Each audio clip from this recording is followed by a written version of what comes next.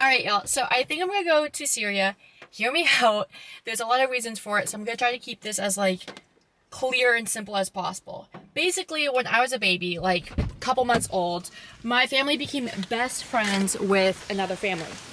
They had kids the same age as my brother and I. They basically became my second family. I call them aunt and uncle. My uncle is Syrian, my aunt is Lebanese. So I grew up eating Middle Eastern food, hearing Arabic, hearing about these amazing stories overseas, and I told myself ever since I was little, I would one day go to Lebanon and Syria. Now, a couple months ago, I did go to Lebanon, had a mixed experience with it, but I think that was just poor planning. So I think I'm just gonna pull the trigger on it. Now, there is a second element to this whole experience. Let me sit down real quick. Basically, I have been traveling all over the world for the last 2 years. I've been to over 30 something countries. I love to travel. I went to Korea, Japan, Israel, while they're getting by Iran. But I've really struggled with how to bridge my love for travel with my passion for woodworking and the arts. But I think I finally figured it out. So you know those like international cooking shows where you go somewhere, you cook the local cuisine, you share the culture with the audience, that whole thing? I'm gonna do that, but with the arts. So basically, my plan here is to go to Syria, meet with local artisans, learn about their process, and then take what I've learned back to the States and try to apply what I've learned to my own builds. Here is the only problem. Syria is basically like stuck in the 70s still. Most people don't have data. Google Maps isn't reliable. If you want to book a hotel, you can't do it online. Like you have to call, but then if you call, no one picks up. So there's really no way for me to plan ahead and find artisans before I go. So we're gonna have to rely on good old door knocking technique. So fingers crossed everything goes well. I'm gonna go ahead and give my uncle a call real quick. He hasn't been there since like the beginning of the Civil War, so it's been, what, 15 years? But I feel like he can still share some insight into the whole experience before I hop on a plane. Hello. Hi, how are you? Hi, Ruth. To enjoy it and to be safe as well, especially after the new government took over. Before this new government was fine, but this new government is fanatic, like radical Muslim, and they are very, very fanatic. Yeah, because my understanding, they don't like Christians very much right now. Is that accurate?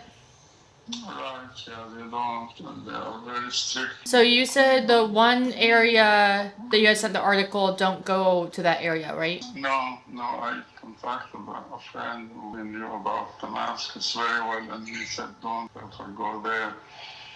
It's all radical Muslims. Syria is opposite of the U.S. Like here, downtowns are bad, suburbs are safe. Syria is the opposite.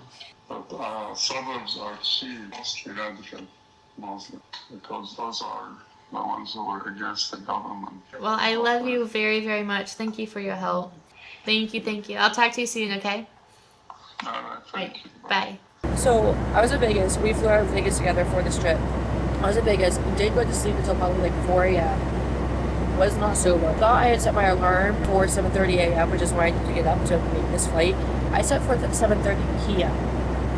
And so, God bless whatever internal clock happened, because I woke up at 7:25 a.m. right on fucking time, made it to the airport, checked in, got myself a little drink. So that's how I know going to Syria is meant to be, because I easily could have slept through my alarm because there was no alarm, and then missed this entire trip. But we are on part one of a 3-part flight, and I think this was like 9 hours. Boston to Amsterdam, I think, is like 6 hours, and then Amsterdam to Istanbul, I believe, is like, I don't know how long that flight is, but we're essentially doing like 2 days of travel. It's gonna be rough. I'm not gonna lie, the flight attendant gave me like a really weird look coming here because I'm hot, and she probably thinks I'm doing like some weird shit here. I travel like that, so I have like a whole routine, and I always keep everything like cutely packaged. I hate feeling dirty and gross, and I feel like airplanes are always like super dirty and gross. But let's get off all my makeup.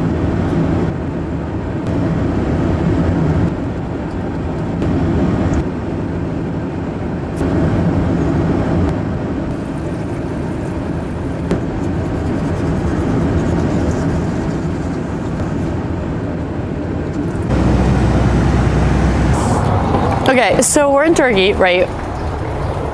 Getting breakfast. I get the email that we can check into our flight for Aleppo, but visa number is required to check in.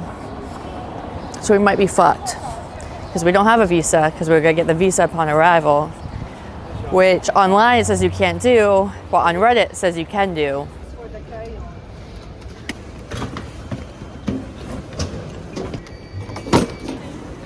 We did it!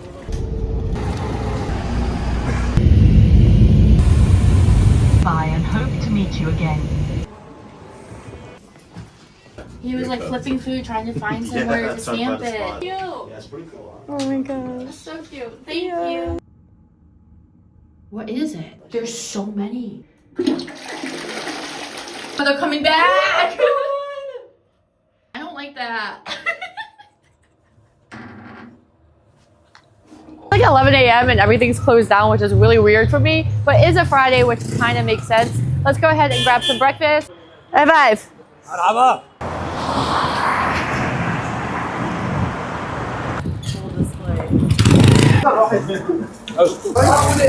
Hell yeah. All right, it smells so good. We got za'atar, which I grew up eating, so I'm very excited. Meat and cheese, and then soja. I think they made it like fresh because it took a while to come out. Oh, it's so good. I want to cry. That's like my childhood. Dude gave us the coffee for free. He wouldn't like accept payment. This look wet. I just peeped some kids on the swing. It looks really cute, so I'm gonna go find out if I can like ride it with them. I want to get on there with them. Sit. Old dude over there is chilling on the top.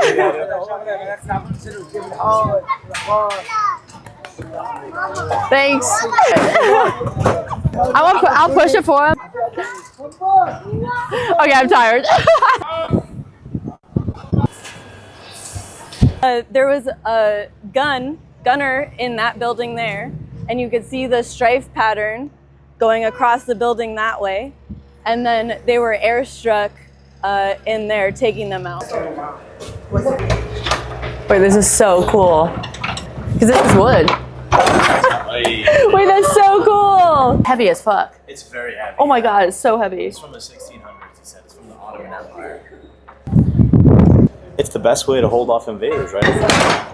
Cool. Bye. All right, I feel like that's enough of a sneak preview of what's to come. So you guys are just gonna have to wait till next episode.